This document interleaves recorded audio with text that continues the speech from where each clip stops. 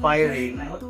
Makes you relate from the first generations of NU down to the new generation of the kind of students now that we have.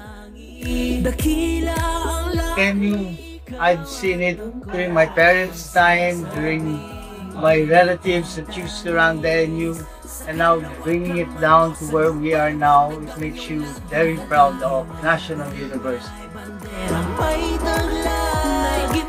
To the younger generation, remember the values that were taught to you, because for whatever it is, values will always be the common denominator from the old to the new generation. So if you keep the values and remember your values, we'll all be okay.